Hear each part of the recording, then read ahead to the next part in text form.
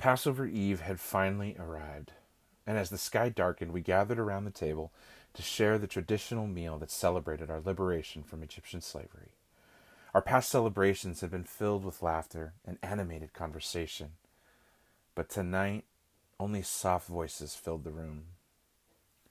It was just a few days earlier that I had gone to see the Sanhedrin, and of course I kept my scheming hidden from everyone else. That's perhaps why the upper room felt a little bit warmer than it normally was, and I seemed to be the only one sweating. But no one seemed to notice. Jesus came in and he took his place as host at the head table, and he assigned to me to sit at his right. I swallowed but quickly smiled to acknowledge the unexpected honor. My mind was scrambling to figure out why he had chosen me over everyone else to sit next to him. While we were eating, a shocking statement tumbled from his lips. "I speak to you the truth. One of you will betray me." Now we all knew there were people out there who sought to betray Jesus. This was, of course, the very reason why we were celebrating and hiding. But our master was predicting the unthinkable. One of us, his intimate inner circle of faithful leaders, would turn him over to the authorities.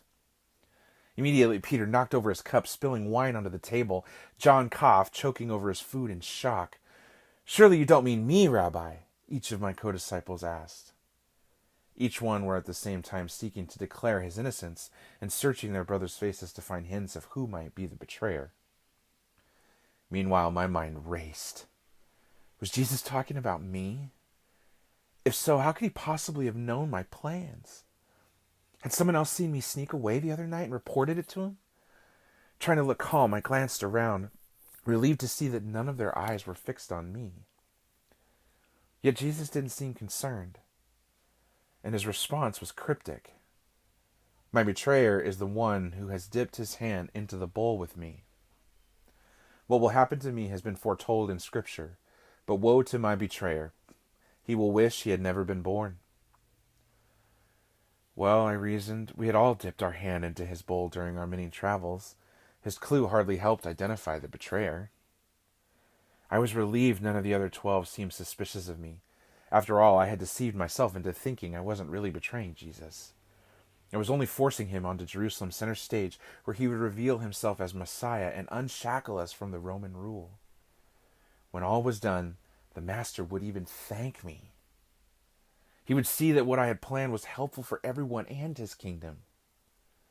Still, I decided it was smart to respond to him just like the others had. I turned to him next to me and raised the same question in a lower tone.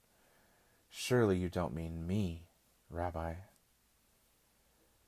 He turned to me and said, "You have said so." At that moment, it occurred to me that Jesus did know I had gone to the Sanhedrin, and choosing me to sit on his favored position would protect me from the disciples believing that I was the betrayer.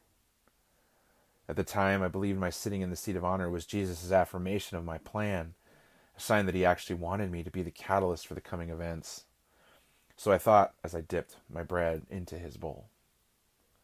It was only after the arrest and the horrible trial that followed that I was finally honest with myself. How could I have been so blinded by my own prejudices? Jesus did indeed see everything, including my self-delusion of innocence, as well as the greed and desire for control that were actually in my heart. Even though I was a misguided schemer, he let my plans stay their course. He knew my disloyalty was to be part of his Father's century-old plan for the world's salvation. Yes, Jesus' path of suffering and my betrayal were no accident and no surprise to him. If only I could have understood earlier.